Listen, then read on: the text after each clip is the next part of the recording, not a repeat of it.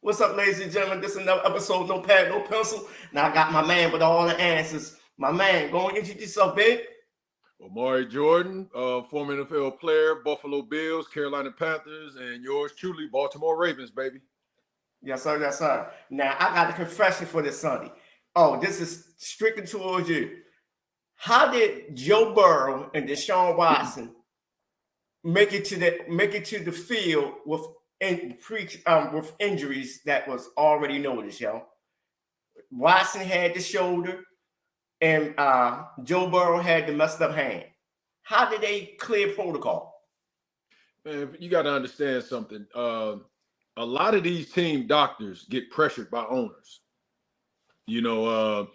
Case in point, remember what happened with Grant Hill a long time ago in Detroit?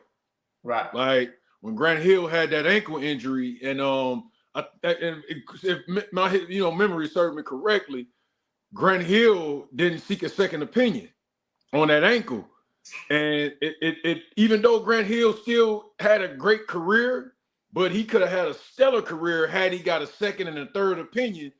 And see what normally happens. To get back on point, what normally happens, these team doctors get pressured. They get paid by the owners. These Right. are the owners. This is the organization's doctors. And let's be for real. That's why I love how Oliver Stone implemented that in any given Sunday. Remember that part when they had that team doctor? And Right. so that's what usually happens. So, and shout out to Watson. And, shout out, Burrow did it. Them guys went and got second and third opinions. These kids are getting smart. But it's still, they made the field. They shouldn't have been cleared. No. Now, after their career's over, do you think they can go back and sue the league? Nah, because the thing of it is, it's like once you step on that field, you removing all doubt. Because see, I'm going to tell you something. The other thing that used to be shiesty as shit the NFL used to do. Let's just say if they're ready to get rid of a player. All right. Dig this one. If a player is injured, they can't cut you while you injured. You know what I'm saying? Or you on IR. They got to put you on either IR. They just can't release you. But Right. what they used to do was they had a team doctor say, well, you think you can give it a go in practice today? And then, because and then the coaches are coming, yeah, we're going to need you for this week, man. And this is an important week. So that player, dumb enough, he think, okay, I can get it. I think I can get it. Yeah, they need me this week. And then you get out there on that practice field, they filming you. Boom, they cut you that right there in that day because they got you on film practicing. So They're not liable once they cut you, They can also use your X-ray against you too, right? Your injury, your injuries against you. They can't, because if you can't go, your X-ray might say one thing, but guess what? You can milk it and say, "Oh man, I can't go," and I can't. I down with the X-ray say I can't move. I'm hobbled. I feel a certain way. But if they catch footage of you, I don't know what what the new CBA is today in that regards, but I know in my day, if they caught you on film, rather if you was practicing, running around doing drills, they gonna cut you. Even though it's a different sport, that's why I say Kawhi Leonard was a trailblazer too, man. Yeah, because you know your body better than anyone. Yeah. So if you can't go, you can't go. That's always been the case in any sport. That's always been the case. We know our bodies better than anybody, and and a lot of these players are privy to what they're doing. They're like, oh, wait a minute, man, they forcing me out there. What's they know this team doctor, they know this owner got an ulterior motive. You know what I'm saying, to get me out there. Now, what this owner is doing, I think that was the owner's call on the Browns to say, hey, man, we got to pull him because let's be for real. And again, a lot of Cleveland fans going to attack me for saying stuff like this. Don't be surprised if you see the Giants and the Texans in the Super Bowl a couple years over two players. Look at what the Texans is doing. They got 3 first-round picks on top.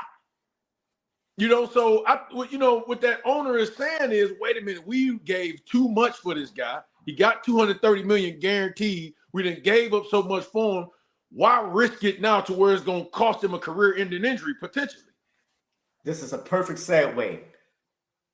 A lot of people knock Deshaun Watson for his contract, but he got that team to 6-3. He lived up to the contract, but people saying he not worth it. But he had you in tie for first place. He was worth the contract. Well, he was because let's be for real. Deshaun Watson is a hell of a quarterback. He's a hell of a football player. However, those demands that they gave him, he never wanted to be in Cleveland. That's what that shows. Right. The thing is, he's trying to orchestrate his exit out of Cleveland. He don't want to be there, right? And because, he don't want to be there. He don't want to be in Cleveland. I mean, because you got to think about it. It was dumb on Cleveland's part to trade for him. See, that's why it's dangerous when you trade for guys versus you getting the guy via free agency, because the guy has a chance to, explore the city, explore the culture in the locker room, explore everything. Right. Whereas you trade for him, you forcing his hand to be there. And that's why he came with that ridiculous demand and said, listen, man, I want my money guaranteed. And And Cleveland is just like, look, man, we gonna force you to be here, and we want you to be here so bad, we willing to adhere to any demands you have. And the money talked, but god damn it, when he was on the field, they won. That's why I was like, it's like this. People are mad at how he won. It don't matter how you win, as long as you win. No. I mean, Trent Dilfer was a starting quarterback when the Ravens won the Super Bowl. Being a game manager. Being a game manager. And guess what? He was pretty much the hallmark of game managing. You know what I'm saying? Mind you, this was before the days of early Tom Brady. Honestly, like you just said, he the poster child for it, because we ain't never seen nothing like it. Right. Because Brian Billick, and then we're like, listen, we got a stellar defense, probably you can make an argument. I say that was the greatest defense of all time, that 2000. Okay, hands down. Damn 85. I mean, I love the 85 Bears. I love these other, defense, but that 2000 Ravens, that was so dominant. So Trent Dilfer's job was, hey, don't fuck this up. Right. Trent was like, okay. The bad thing about it, Brian Billick tried to duplicate that same process with Kyle Bowling, just couldn't do it. Nah, because see, Trent Dilfer, he's been down that road before. He's been an experienced quarterback, so he knew the ins and outs. Plus, Trent Dilfer, man, that dude he's a hell of a football mind. Kyle Bowler was just a sling it down the field type of guy. So how can you manage a guy that's used to dinking and dunking and slinging that thing down the field? Whereas, Trent Dilfer was already a coach when he was playing. Right. But you got that Kyle Bowler was the perfect prototype. He was a handsome guy. He can throw the ball 75 yards. Yeah. He was everything he was looking for. He looked good. Yeah, he looked good. And I mean, but and then when I was there, you had a mixture of guys. Like I said, they ain't even bring Trent back from the year I was there. You know what I'm saying? So maybe the biggest mistake in Raven history, though. Maybe. It probably, the thing was, with Trent, they was just trying to say, like, listen, man, we won in spite of you, man. So, so that's when they tried to make that move with Elvis Gerback. But then Jamal got hurt. That's what kind of like did it for that offense. You know what I'm saying? That was Brian Billick ego. That was all ego. Because if I won the ultimate game with you, I'm going to roll with you till I can't roll with you no more. Well, it was hard for Brian Billick. I mean, I'm gonna just play devil's advocate. It was hard for Brian Billick because remember, he came from Minnesota. Right. He came from Randy Moss, Chris Carter, Jake Reed. He came from that. You know what I'm saying? He used to, 31 points. He put that up in a half. But you gotta look at it like this. You gotta look at it like this. You won in the most unconventional way in football. So why you stray away from it? Once again, it's the ego. That ego something, man. Well, and that's what I'm saying. That's why that team was a championship team, because even though he was a out of this world offensive coordinator, it brought some type of balance to where, I'm not gonna lie to you, Billick did get out of his own way in that regard. He was just like, well, he came to grips to say, you know what, I got a good defense. My offense ain't gonna win. Maybe, because he left the defense alone. Billick didn't fuck with the defense at all. You know what I'm saying? The biggest conspiracy here in Baltimore, that's Marvin Lewis Super Bowl. He won that Super Bowl. Absolutely. Yeah, absolutely. He didn't. I mean, when I was there, Billick did not utter one iota. He ain't say nothing to the defense. He never said nothing to us. Like, he never said defense because, man, Ray was the quarterback. You know what I'm saying? Like, I mean, he ain't even have to say nothing to Ray. Like, it was kind of like when Tony Dungy went to Indy. You know, Tony, I'm not going to say shit to Peyton. What am I going to say to Peyton? Right. I'm here to get Peyton over that hump because Peyton needed defense, and I finally got an office to where I could just sit back and just focus on the defense. And if anything, Billick used to cuss out quarterbacks like it wasn't. Now he cussed out Elvis. He cussed out Chris Redman. Maybe he was laying in it. Fuck, what are you doing? That's because you know why? They couldn't live up to his expectations, man. Yeah, because he brought in Randall Cunningham that year. You know what I'm saying? Trying to, we had already. He looked at this guy that could stretch down the field. He had Quadri Ismail. He looked at Quadri as the guy that could stretch it, and he thought Randall can have some of that magic when he used to launch that bad boy to Randy. But man, between, like I said, he would be cussing dudes out. He cussed his quarterbacks out. Man, that's his bullshit. So, man. I got a hell of a question to ask you, right? What's up? I'm watching. Well, it ain't no secret. I told you before. I think I told you before. Jordan Poole. I got two homeboys that was up in the Bay Area. Mm-hmm. It was like the boy get high, and it's looking like he's getting high now. It's like, have you ever dealt with a teammate that got high? Absolutely. I'm not gonna say his name. Say they name. Oh, no. Oh, absolutely, man. Them dudes, man. Come on, man. We had the brothers smoking that weed. You had the white boys on them shrooms. You know what I'm saying? Like, oh no, guys stayed high, man. You had guys used to do 2 lines before the game. You know what I'm saying? Yeah, like, man, them dudes sit in the car, right when they rock. Get out there. Yeah, I'm ready. Yeah, coach, we good. Man, yeah. Like, I mean, me, I didn't, man, some guys, you just left them alone. That's how they prepare. But my man's in there, they was like, yo, he messing with that white girl. And as we can see, yo, the boy out of control. Man, I'm going to tell you one coked up example. I'm going to give this dude name. I think it was the 2006 or 2005, 2006 playoffs when Indianapolis played the Patriots. They was in Indy. Brady lost that game. Man, that dude Caldwell, I think his name was Rashay Caldwell. Yeah, Rashay Caldwell. That dude, man, you can look at this dude's eyes, man. That dude's eyes was popping out that high. I said, man, that boy is coked all the way up. He was coked up that game. You know what I'm saying? Okay. I got my man Kerm in here, yo. What's your confession, baby? Man, living life, man. I'm trying to confess that we going to the Super Bowl. We're going to win in the playoff. Slow down, Turbo. Slow down, Turbo. It's one game at a time, man. Hey, you forget John Harbaugh, our coach now. You said my confessions. I'm going to confess. Yeah. But, the pastor told me to slow down. Right. Now, listen to the word of man. How y'all doing, fellas? How y'all doing? How you doing, Kerm? How you doing? Nice to meet you, man. I'm doing well, man. I'm doing well. Blessed, man. All right. I mean, I'll say this, man. Harbaugh's been down that road, but like Tavon said, one game at a time. Hell, one possession at a time.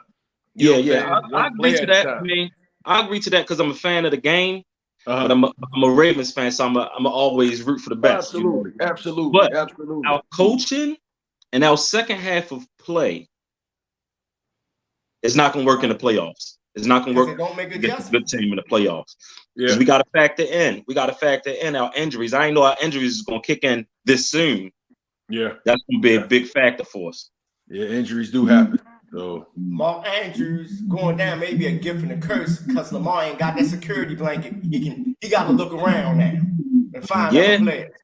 But do you think that that's going to make Lamar look around? Even though his pocket awareness has been excellent this year, do we think without that security blanket that he's going to still stay in that pocket, or is he going to just be subjected to get out of there again? Honestly, he's going to have to get out of there because as you notice this season, he hasn't really been – he don't have that many attempts running out the pocket. He's going to have to run now. Because honestly, I was telling them. Go ahead. No. Go ahead, Tavon. I'm sorry. Because I was telling everybody, I'm like, yo, Lamar's saving himself for the playoffs. That's why you don't see too many running plays with him. He just, if ain't nobody open, I'm throwing it out of bounds. If I do run, I'm falling. He's saving himself. Yeah, that's good. That's a good thing he's been doing this year. Lamar has gotten tremendously better. As good as he is, MVP type seasons and all that stuff, he already is an MVP, of course. Team MVP, league MVP. But as good as he got, it's still one time. It's still one time we got to criticize him for not holding on to that ball. Well, he dropped the ball every game. I'll just say this, man. Obviously Lamar, he's the bank, okay? He's the engine to make that thing go. But see, this was happening in the organization. Injuries can be a blessing and a curse, like Tavon said. The blessing can be, this is a time where a star has to be born, okay? And there's organizations, if I'm a coach, because I've heard this before, I'm looking at these other backup receivers that, hey, who's going to step up? The bag is out there. That money's out there. You know what I'm saying? Listen, we lost one guy. Who's going to be that guy that's going to step up and say, hey, man, because you can lose, number one, you can lose your job to injury. And you ain't just on this roster to be on this roster. You know what I'm saying? You as part of this 53, meaning like if this guy goes down, hey, man, you better fill these shoes. You know what I'm saying? Because this is an opportunity for you to, create that generational wealth for your family. So, like I said, if I'm a young guy, I'm salivating right now. A star got to be born. Oh, for a fact. For a fact. And I think, and I know that's true, right? And the good thing about it is all of our positions are already filled. We have the talent. And they deep at tight end with Likely and Kohler. So one of them got to step up. Yeah. Oh, yeah. Definitely Likely. Likely got all the skills and everything. Preseason, he the man preseason. In season, we got to get that ball in his hands, man. And he got to make some plays. Yeah. Lamar biggest problem right now, he got to hit them deep balls, man. He got to make passes over 25 yards down the field. Yeah. I agree. Because everything in the short field, everything in the short field, he definitely hit. Big Terrence, what's up, Terrence? I know you're in the natural eye right now. Them Detroit boys came back. What up, fellas? How my brother doing? Detroit is mean. Man, they damn near gave me a heart attack. I damn near gave up on them jokers today. Oh man. Soon as they went down, like Fields did like a 30-yard run, and then we got called for a penalty. It was like a legal contact. And it looked like Chicago couldn't get the motherfuckers off the field. No. Fields was hot, yo. I don't see how he lost that game. He was hot.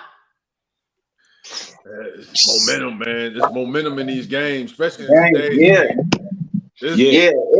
Ebb and flow. It was one of them ebb and flow games. The NFL over the last 15, almost 20 years is like basketball, man. It's like whoever side got the momentum. I mean, it's gonna shift that way to where, those days are just grind it out, and we gonna win this game. Obviously, it's just like who has the momentum towards the end. And I mean, but the way to do it, beat a team like that, man, you got to keep an offense off the field, man. You got to, running, and that's how important the running game is, man. Don't get away from it. Eat up that clock. If I'm coaching today, man, I'm trying to win that time of possession, man. And guess what? Oh, I'm glad you said something about that. The Bears had the ball for 24 more minutes than the Lions today. Yeah, I was just about to say, man, time of possession don't mean nothing no more. Well, we're Ravens fans. We just seen games where the Ravens be up by 30 minutes and still losing. But that's what I'm saying. Depending on who you play, like if I'm playing a high octane offense like a Kansas City or something like that, oh no. That time of possession is going to count because that's how we beat St. Louis when I was in Carolina. We won that time of possession. When you keep an offense like that off the field so they don't gain momentum and we wear out their defense, check this out, Now, how can I win the time of possession game when Pat going 90 yards in 15 seconds, yo? And that's what I'm saying. Like, no, and that's what I'm on saying. A regular like, basis too.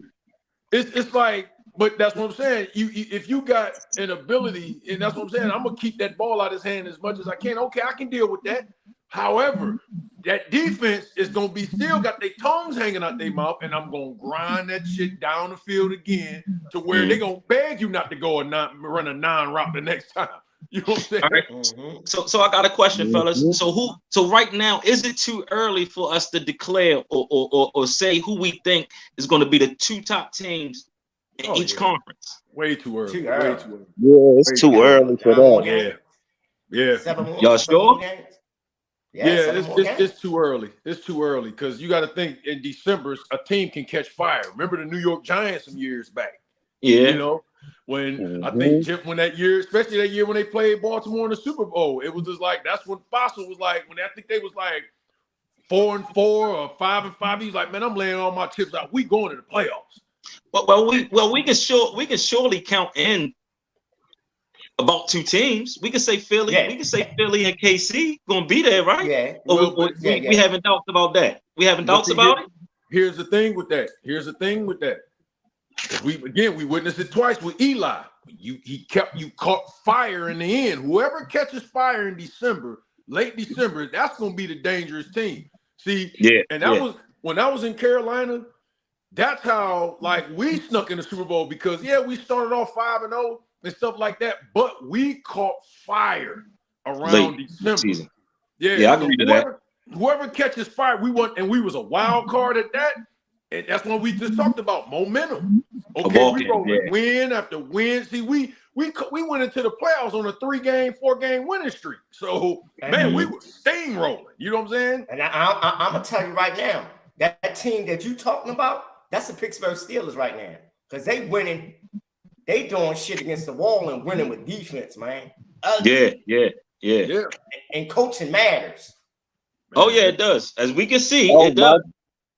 If I have my pick for coach of the year right now, it would have to be Mike Tomlin, bro. Oh, yes, sir. No. The team he got, this team is supposed to be like what Carolina is right now, 1-9.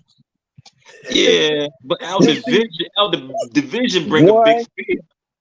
Yeah, because that division is hella competitive with Cleveland, Cincinnati, and of course Baltimore. Yeah, but we're not gonna give it to no losers, though. We're not giving up no trophies to no losers. No, but you gotta look at it like this. He the only one that don't have a franchise quarterback. Yeah, he's doing it with a bum. That's true. Kenny Pickett is a straight bum. Yeah, I didn't like Kenny Pickett in college when he was at Pittsburgh. I didn't like him then, and I damn sure don't like him now. He's a bum. I mean, that's just a stellar franchise, man. Hate him, like him, love him. That's just that's the 3rd head coach in 50 years. Yeah, lineage. I prove that. Think about it. What? Chuck, no, Bill Cowher, and him. Yeah, 3 head coaches since 1969, man. Unheard of. Yeah, and how many head coaches do a team go through in a decade? 3, at least 3. My Lions went through 5 of them bitches. Right. And we just now got it right with our coach. Yeah. So the coach we got is a former player. But you look if I look at the Lions whole staff, they all former players. We got Mark Brunell. We got Antonio Randall, former Steeler, by the way. He the receivers coach. We got Kelvin Shepard. He's a linebackers coach. They got nothing but former players on their staff. And see, that's the beauty of it because look what that brother in Oakland's doing, Pierce. That's a beautiful thing. But see, this I like him too. And see, this was a lot of, and not the league per se, but this was a lot of those gatekeeping coaches was afraid of. But now you see how it's changing. Yeah, because we know these guys. We can exercise it. Like me and Davon Terrence, we talked about this. Us former players can exercise these young guys as demons. Okay, we can release those demons. Hey, brother, listen, I know what you're going through, man. Because see, it goes beyond X's and O's at the NFL level. It's about how do you deal with this young man's life? How you deal with this baby's life? hey, coach, man, I'm going through the situation. Oh, man, look, I've been down that road before. Well, you did? Well, look, man, all you got to do is just make a couple phone calls. You're going to have to pay a couple bands, man. Man, I know, but it's going to get you out this trouble. A couple weeks later, this player can confide with you now. You know what I'm saying? Versus this coach, you know. That's the new NFL, though. That's the new NFL, and that's the way that we should carry life too. You know, we should carry the same way in life. But nowadays, it's just like the players are commodity. One, they're business too. You know, they're business too. Not only are they fighting for their playing time on the field, but they fighting for their rights too. So everything y'all guys are saying, that's definitely true. But that's the change of the culture, and we can see the direction that the world is going in a bit. So that's a big helping factor. And that's also why I say the old head coaches need to be cycled out, because you need former players that can talk to these younger players, yo. A 60-year-old coach shouldn't be coaching a 22-year-old athlete. No relation. Right. It's too much of an age gap. Yeah. Unless like I said, unless he can adjust to what's going on. I mean, of course, in New England, you got the Belichick way. I mean, Belichick ain't having none of it. He's like, listen, I ain't bringing in no egos, man. I'm going to do it my way. Hey, right. But you got to realize, look at him now. He's behind the times. But if they're franchise, I would look at things from a level and perspective of what is the franchise we're talking about. You know what I'm saying? When we're talking about a historical franchise, like a conglomerate like the Patriots, then that makes sense. You know, kids will be willing to follow. But if we're going to throw them to the sideline and say, hey, you guys go in Cleveland and try that, no, they ain't not listening to nobody. Nah. First of all, you got to sell that city onto a kid. You know what I'm saying? Like that then ain't no nightlife after 1 a.m. So how you gonna sell that to a 21-year-old fresh out of college? Exactly. Yeah, you know what I'm saying? I done came from USC to Cleveland. What the hell going on? Lifestyle change. Big lifestyle change. Yeah, so you know you got to adjust to stuff like that, and then on top of that, you know you probably from the West Coast, you got to come way on the East Coast. You know, the food tastes different, the attitude is different. Like everything is just different to where, like again, like everywhere ain't like Baltimore, Maryland, man. Like, and that's why Baltimore, if you really think about it, Baltimore was always gonna be on top because number one, it's a cool ass city. Then number two, y'all around, excuse my French, every goddamn thing. Yeah. New York, 2 hours. Baby. Yeah. DC, another hour and some change. You know what I'm saying? Like Atlantic City ain't that far. Everywhere. Like, and then if you ain't want to go to the place, hell, you can go downtown on the docks and just chill. You know what I'm saying? So I mean, so a player, no matter where he's from, West Coast, East Coast, the South, North, man, he go to a city like Baltimore. I'm like, oh yeah, this is the food is great. People, the culture is cool, man. Everybody with it. You know what I'm saying? Right. You're around your people. No matter where you at in Baltimore, there's a nigga there. Man, no matter where you at. I remember I had hair out to here, looking like I got off the plane, looking like Booyah Tribe. You know what I'm saying? And I'm like the first. Listen, I ain't gonna lie to you. I came off that plane. I said, "Where can I get my hair braided?" The stewardess braided my shit right there. Damn. Hey, I got a question for you guys, man. With the game changing so much and the way that the game is evolving, they're adding so much technology from the way that they're building the equipment, the helmets, the pads, and stuff like that. That's a great thing, right? They're protecting the players. Yeah. Do you think they're protecting the players too much? First, they started with the quarterback. We saw how that went with the Brady rules and all of that, right? Now, these receivers, we can't tackle these receivers, man. Is that messing up the flow of the game, or is it speeding up the process of the game? Well, how you feel? How you guys feel? Go ahead. I love it because you got to think. Can I answer that question first? 300-pound men running 4 threes. You got to protect them, man. Because I hate to say it, eventually we about to see a death on the field because these are heading on collisions, man. So that tackle, Andrews got tackled with that whip, with the leg whip. They gotta outlaw that. They just too big, fast, and stronger, man. Everything's evolved, and man has evolved. These new players are the new X-Men, yo. They're doing shit that's unbelievable. Well, the reason I'm gonna let Terrence answer the question too. I ain't trying to jump off subject, but the reason why I'm asking is because I do agree with you on that, and I understand. Great question. But we're not getting the penalty. You're not getting the penalty calls on those plays. It's the clean plays. It's the clean plays that's ruining the game. You go ahead. Well, for me, I look at it, I agree a lot with Tavon said because these players is bigger, faster, stronger, but also they trying to protect their money, bro. At the end of the day, they trying to protect their money. It doesn't do them well when Aaron Rodgers gets hurt the first game of the year. Yeah, I get that. I didn't think of that perspective though. But see, you got to look at it like this too, Kerm. It's like you got to think about it. You know, guys like myself that's in that concussion litigation. You know what I'm saying? They gonna have before I die, they gonna have to pay me out. You know what I'm saying? Yeah. Mm-hmm. And see, and you got to look at this too. Like Tavon's point, these kids are way more athletic than when we were. They are bigger. Yeah. Again, you got 300-pounders running 4.5s. Okay, like, and so you got to think the collision is gonna be greater. And plus, guys like us, we're dying off. Okay, they are marketing the game to a newer breed of fans. Sure. Okay, to where they are turned off by that brutality that we used to. You know what I'm saying?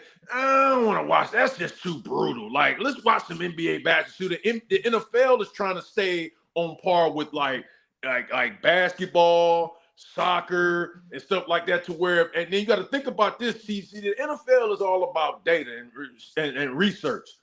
They understood that youth participation in football was down drastically. A lot of these moms, since this concussion litigation and Will Smith put out that movie, a lot of these mothers like, I don't really want my boy playing football if he gonna be all fucked up in the end like this.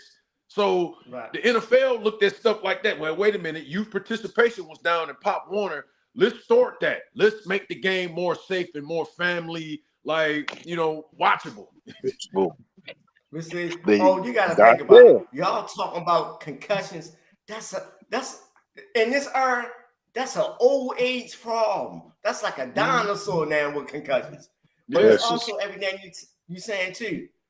I can't sell you the old school football. I can't sell you 3 yards in a cloud of dust, but I can sell you this 45-42 football game.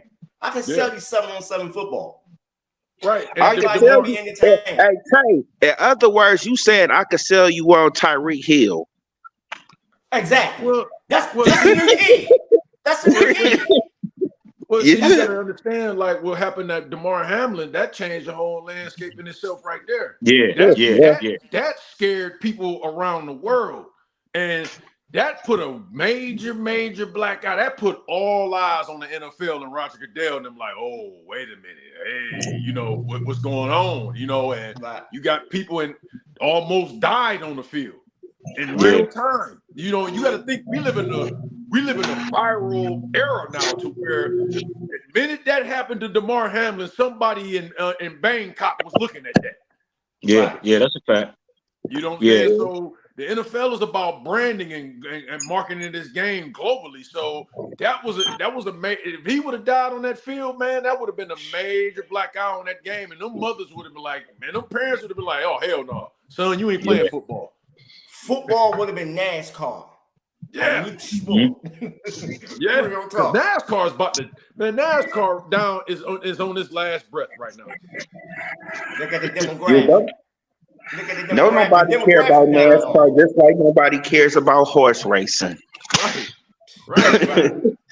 Yeah, them sports is like clear. Okay, and boxing is following suit. What's up, dude? Oh, the boxing dead, man. It's dead. Yeah, boxing killed itself. Yeah, the heavyweight game is just like depressing, man. I'm more of on the heavyweights. I watch y'all be on those light featherweights and them lightweight, but my thing is heavyweight, and the heavyweight's been gone, man. I'm like, that's depressing to watch. We can go over this.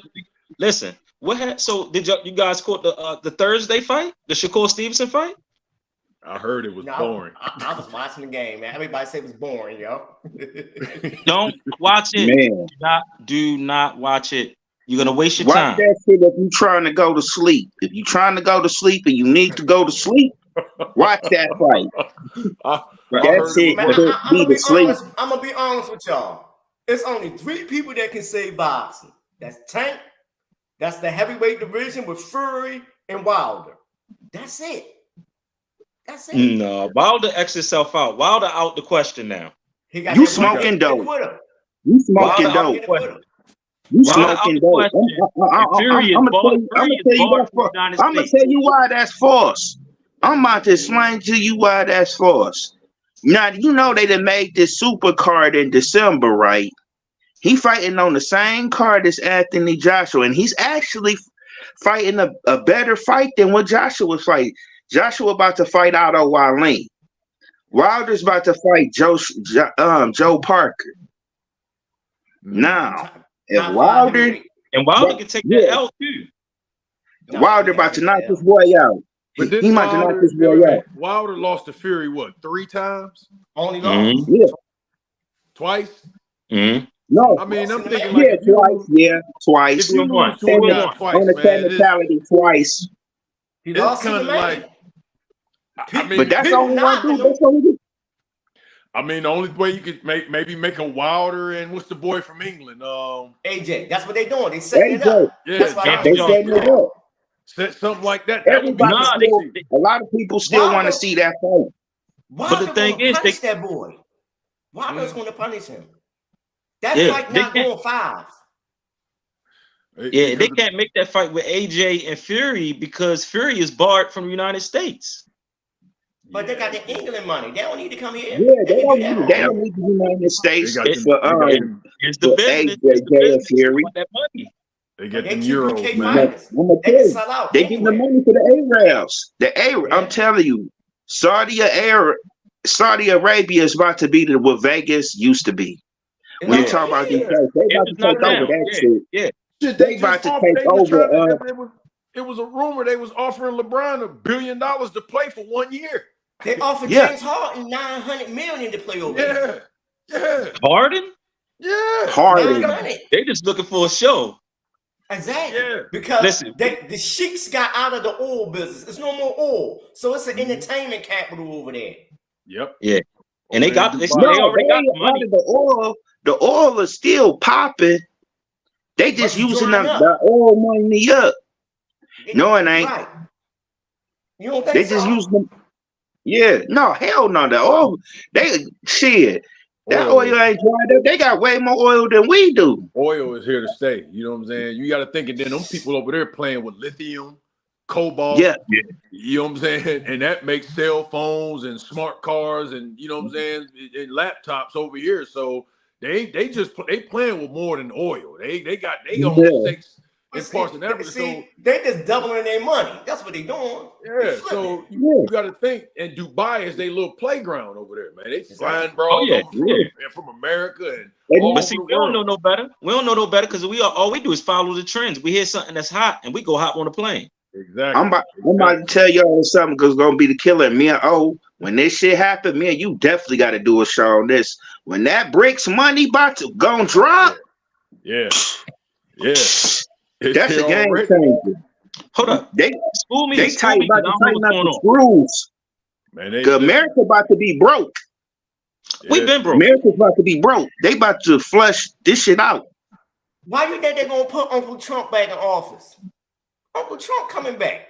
Yeah, because he ain't coming back. He ain't coming back. But guess what? Everything he said was up for him to come back. Listen, I don't necessarily want him back, but it was good when he was here. I ain't gonna lie. He ain't do nothing to us. We ate. He ain't bothered. I challenge black people like this all the time. He didn't make no laws that harmed us. You're right. I mean, I agree with that. I live in MAGA country down here in North Carolina. I live in the MAGA neighborhood. And guess what? I tell them, look, fly your flags. Do what you want to do. But listen, buddy, you know where that line is crossing at. So when you catch an idea, you're going to catch these hands. Listen, how your president. Yeah. But Trump didn't do nothing to black people. He helped us. He helped us. I ain't gonna lie. Right. You can honestly say Joe Biden is the one that made America great again because everybody in debt. Exactly. Exactly. Let's be for real. If you a part of the alphabet gang, you benefited. If you over here illegally, you benefited. You know what I'm saying? All the above, man. If you think about it, man, and man, trust me, when that man 45, when Trump was here, man, like I said, and then on top of that, those people, them dictators and those like Putin and all them, listen, they was cool with him. They was cool with him. The fact is that they don't want to deal with no damn Kamala Harris. Man, who is this woman talking to me? Man, you know how we deal with our women over here? Who am I talking to? Why am I talking to this woman? All you gotta do with Trump, just look at how many black millionaires that was created under him. I fucked up. I missed it. I missed this motherfucker about 2 years. I got on the train. I'm late to the party, man. I mean, the thing is, everybody, you know, everybody's fickle because of what he says, man. Damn what he say, man. I'm looking at the policies, okay? Yeah. Damn what he says. It's like, oh, because he inciting those race, man. The race has already been incited, dude. Right. Yeah. You know what I'm saying? But like, but you know what? He put it in plain sight. He ain't cut no corners with it. He put everything in plain sight. I look at Trump. He's the Joker with the match. All he did was give his people pride. You know, he gave the white boy pride. That's all. Right. And listen, like I tell them, it don't bother me because I wouldn't be living in North Carolina for as long as I would if it bothered me. You know what I'm saying? The races I used to watch, the white supremacists I watched was the ones up north, the ones that smile in your face. Hey, come on, hey, bring them all over so we can spend the night. You know, those were the ones I watched. You know what I'm saying? Why this person from Scranton, Pennsylvania, got a Confederate flag in this garage? You know, so, right.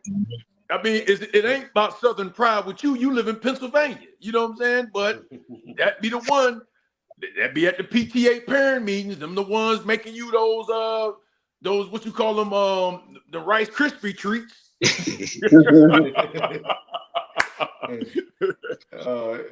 Hey, I got a question I'll ask you. Was Draymond Green wrong, y'all? Draymond is Draymond. Draymond's necessary. But was he wrong? He's necessary. Draymond is Draymond. I don't necessarily. No, he wasn't wrong. I mean, he choked Rudy. He won. I mean, he was taking up for his teammate. Yeah, I don't think he's wrong for what he did. I just think he's wrong for how he did it. The perception, of everything. You know what I'm saying? It's been happening for years. It's people it's worse fights than that. My thing is, I see you around my man. I ain't thinking about nothing but getting you off my man. I don't care how I get you off of him. I'm on you. Right. I just love that dynamic with him and Curry. It reminds me so much of Jordan and Rodman. Like I catch the yin and the yang. Yeah, I just catch small details in sports. Watch, pay attention close when you watch another Warriors game. When Curry stands off in that corner and he have his mouthpiece off to the side, that's signaling to Draymond, I'm tired. Get on the bullshit. Slow the game down. You know what I'm saying? Draymond, and then Draymond, he get the tangling it up. The referees blowing the whistle and stuff like that. It's timeouts at the timeouts. Okay, 45 seconds then went by. Curry like, okay, I got my breath. He kind of signaled to Draymond, put that mouthpiece all the way in. Go ahead. I'm done. Yeah. All right. Cheers. Hey, that is crazy. Because you know what? You know what? When Steph not playing, Draymond don't want to play. He get out that game fast. Right. Because go ahead. No, because remember them games where Jordan would play an entire game, he never came out? And Jordan used to do that. Jordan put his hands on his hip, chewing the gum real fast. He's signaling to Robin he tired. Okay? Mm-hmm. Robin, okay, I got to get on the bullshit. Then he'll look at Mike. Mike started chewing the gum slow. He put his hands on his short like he kneeling down. He signaling to Robin, okay, I got my breath. Get off the bullshit. Let's play. Yeah, but you know what? I love it for the game, man. I love it for the game because it gives us that edge, that flair. Yeah, it's a lot of buddy.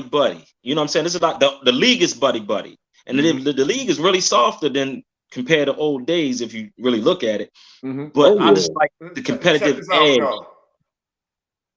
Check this out. Gilbert Arenas said Draymon Green had the best ride in the history of sports, yo. Oh, that's the fact. He didn't do a goddamn thing but ride the coattails of Klay and Kerm. Yeah, but, I mean, he produced though. He telling the truth, but Draymond is still, you know what I mean? He's still his guy. Draymond is still Draymond though.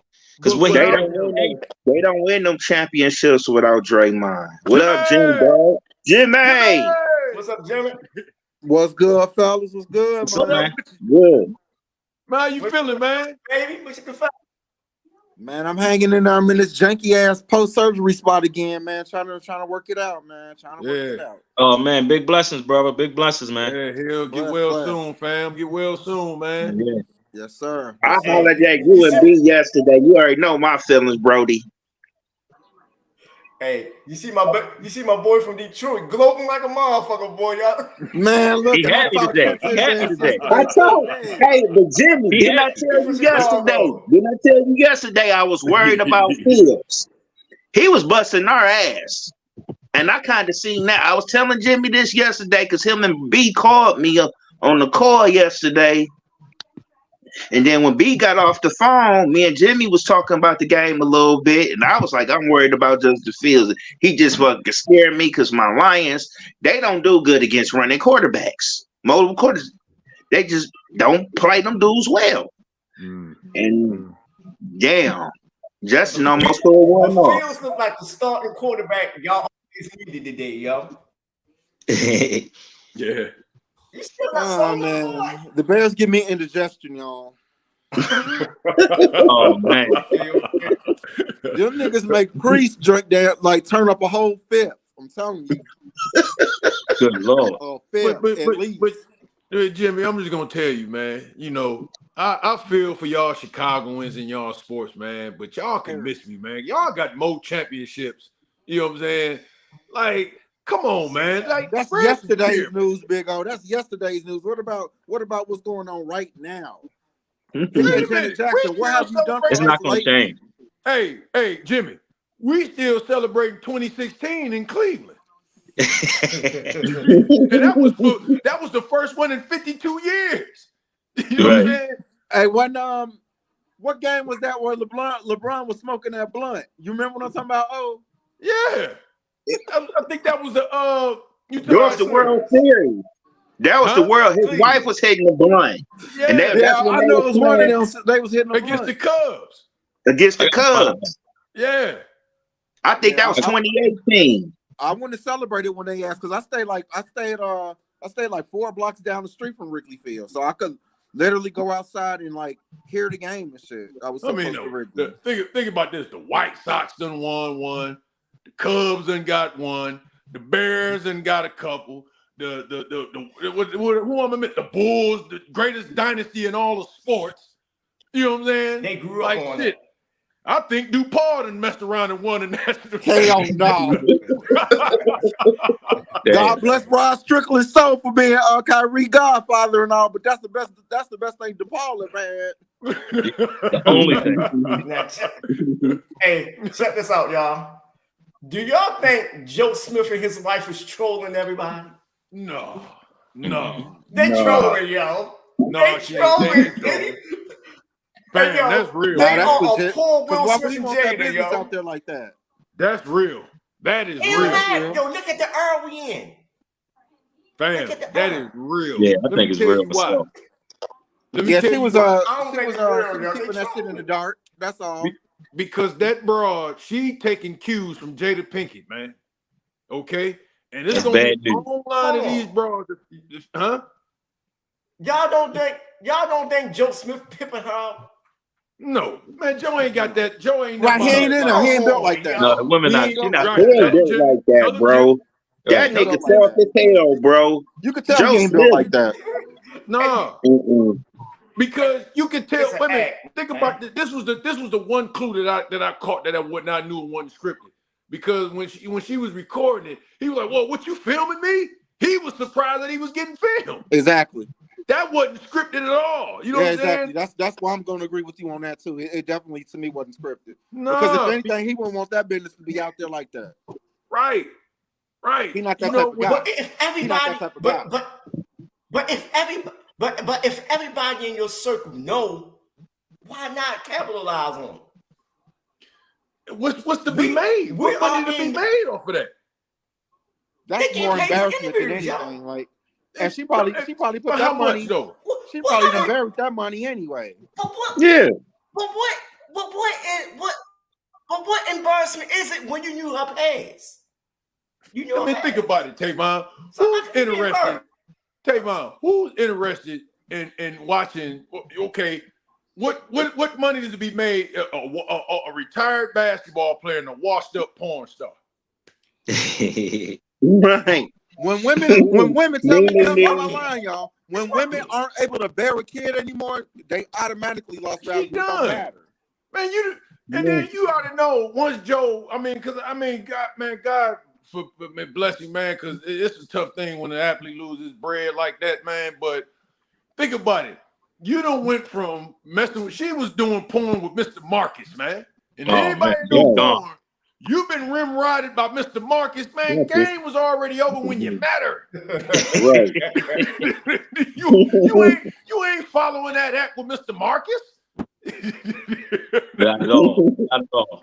Yeah, so and then who wanted this right since then? That cat ain't been me out. But we are in the era where likes is currency, man. Controversy sells, and they selling it. Man, listen. Who buying it though, team? Who buying it? Who right? People watching. Right. You see how many people nobody watch that DJ Bad interview? Ain't nobody listen, if nobody ain't interested in what the hell old ass Lisa Ray got to say, who the hell want to hear from this old hoe? Old porn star. Hell, right. Where about Vanessa Del Rio right back before I listen to this broad? I'm gonna tell you, she probably made a few. He made a few racks because this nigga Mace had her ass come on It Is What It Is the other day to give this nigga Cam a massage. Right. Oh, and shout out to Cam. Working, baby. Shout out to Cam and Mace because he pretty much showed Joe Smith that woman ain't shit. That was the ulterior motive behind that. Here, Joe, I'm gonna show you your woman ain't shit. She ain't shit. Let her go. Willie D told us you gotta let her hoe be a hoe. Breadwinner. Huh? See the breadwinner, baby. But you not name. Man, listen. You could be the Something breadwinner. ain't working, bro. My dignity. Joe Smith, man, my dignity is out here, man. Have some dignity about yourself, man. This broad and already embarrassed in front of the world, man. I want to shout out Gilbert Arenas because Gilbert Arenas offered Joe Smith a job on his podcast. He was like, "Nah, man, fuck that. He got a job over here." Because they was trying to clown. He took the job? He took the job? Did Joe take it? Did Joe take it? Offered it to him. I don't know. He did that Thursday. He was like, "No, man," because she tried the interview I put up on the group. She was like, "Why don't you ask Shaq to get you a Papa John's?" And that's when you got off the interview. Ooh, she out of pocket, man. But shout out to Gilbert Arenas, yo. He did some. But look, check it out, though, man. He got a job right here on this couch. He said we gonna end all that shit by he ain't got no money. I was like, man, that's a good look for a dude you really don't know. Yeah. But look, check this out. Now, obviously, there was some form of supply and demand because she's generating revenue off of that. Now, if she was a real bitch, what she would have done was sat down and talked to him like, "Look, check this out. I know you don't really fuck with that like this, but this is what I'm gonna do. We running a little slow right now. Let me get us back up to speed by doing this. I ain't actually fucking on nobody. I'm taking a couple of pictures. I done worse. I'm just trying to drop some bread on the table. You feel me? Meanwhile, in between while, and then I'm gonna back once everything get back neutral again. If she was a real bitch, that's what she would have did." But see, here's the thing, though, that's man. That's understandable. But see, here you got to understand this. You got to understand the psychology of a hoe. Okay, hoes are transactional people, man. Okay, what you can't do the minute you not doing for me, I gotta be a hoe again. Hoeing is her survival. You know what I'm saying? Whoa. Joe messed up, and how that married because they've been married since 2018. Okay, Joe basically ran a 5-year rest haven. He ran a 5-year rest haven to where, and she just looked at, okay, I'm going to rest for a while, and when his money run out, I'm going to treat him like every other trick in John. and I'm gone. You know what I'm saying? Learn nothing from the bag. Unfortunate for her, yeah, that bag gonna last for a little while. It's gonna get a little steam, and it's gonna guarantee you. Watch this. Today is Sunday, what, the 19th? Guarantee you by Thanksgiving that story gonna fizz out. It's gonna be on to the next, man. You know what I'm saying? You sound like Coach Dion, man. You sound just like Coach Dion on the vocal tip. I'm just saying that. It's the truth, though. Yo, listen to his rant, yo. Thanksgiving is gonna die. Check it out. We can honestly say she might have been the problem. The money gone. She ain't bring nothing to the relationship. Well, you gotta pay a hoe. Don't date down. You gotta pay a hoe. And see, he paid. Right. See, Joe messed up. And see, I'm gonna put it to you like this. See, because simp is enemies of men too. Because to see a simp think they know better. Simps think they like Yogi the Bear. Simps think they smarter than the average bear. Simps think we the problem. Okay, I'm gonna tell you. I got a confession. You said something. I got a confession. I used to be a simp, and everything you were saying is true. Yeah, simps think. Hey, how you used to be? You still want? You still be a simp, bro. That shit do not work. It don't. That shit do not work. I'm telling you. It don't. Listen, all you gonna be left with is a dry, assy ass hand at the end of the day. Yeah. Hey, boys, we got confessions. We got dudes taking off the cape.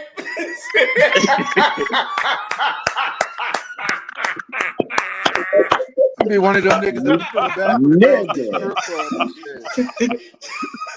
Hey, what the fuck? That's my confession. Man, but you know what? It's confessions, man. Confessions. But you know why? But think about this. You know why hoes and simps are pretty much interlocked with each other? Because they share common ground. They both hate men. Simps and hoes hate men. You know what I'm saying? Like hoes hate men. Common denominator. I'm gonna get back at you for what my father and my uncles did to me. You know what I'm saying? Like, and a simp, he hates men because I'm gonna treat you better than them other dudes treated you. I'm Mr. Right. You know what I'm saying? I want to show you. I want to show you what's different. I'm gonna show you I'm that different guy. I was in that mind state, bro. Yeah. I was there. I lived in it. I can tell you from. Hey, don't do it. Yeah, listen. Come confess your sins, baby. Come confess. Listen, when everybody was tripping about Joe Smith, man, I was playing that Willie D song back to back. You gotta let a hoe be a hoe. You know what I'm saying? You can't treat a hoe like a queen that behaved like a dog. Okay. I agree. If anything, I agree. You should have handed her a wig, a tube of lipstick, and some baby wipes, and be like, "Go ahead and make it do what it do, baby. Let's go and get it." Yeah. I mean, listen, that's what I was doing. And I'm not even mad at her because she said the key word, Joe. You knew who I was when you met me. Exactly. Oh yeah, that's all on him. She don't get the blame for none of that. She wasn't wrong. He was the dummy for playing the fool. You know what I'm saying? Man, you ain't about to change that scallywag into an angel. Yo, Big O, that's just like my homeboy. My homeboy had like 3 dogs on him, tattooed, like got a whole dog on his back, right? And bitches be asking him, "Why you be acting like that? You such a dog ass nigga." And he's like, "Bitch, you didn't see these 3 tattoos of these dogs I got on me? Hell yeah, I'm a dog." Right. Exactly. Now check this out. Yes. That's the shit. Tell me that Stevie Wonder even saw that shit. If you listen to Joe Smith, if you listen to Joe Smith interviews, yo, you can tell he's not a smart guy, yo. No, everything is so. His name is Joe Smith. I mean, that somebody got killed, but didn't have no ID ass name he got. G, come on, man, y'all have to understand. That's just like John Doe, Joe Smith, John. Think about this. You take away University of Maryland, take away all SEC, All American, take away the NBA. Imagine Joe Smith working at Trader Joe's. Do you think any broad is gonna holler at him, man? Joe Smith looks not really. Not unless he's spending. He's like a transition from a bat turning into a vampire. Like he got caught in the middle of the transition.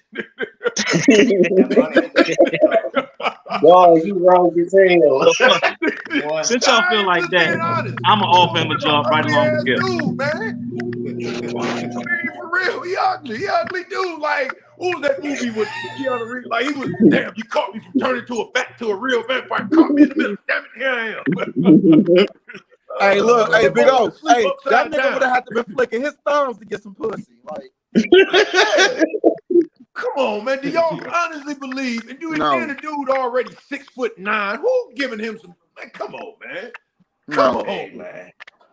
And he be busting down that old fat broad that's the assistant manager at Trader Joe's if he was working there. Yeah, that fat white bitch, like that white big black things there. You ever seen that old movie? Huh? He played on him because of that. He get that fat white girl in Walmart. I guess it would be safe to say that his wife had her shit on the clearance rack. So, I mean, she played the game though. I ain't mad at her. She did what hoes is supposed to do, man. She's about her business, man. She a hoe. You know what I'm saying? Back in the biblical days in the Hebrew language, they call them harlots. You know what I'm saying? They wasn't trying to get married. They weren't trying to survive. They just like, listen, I'm gonna slang it and I'm gonna slang this pussy and I'm gonna get my money. You know what I'm saying?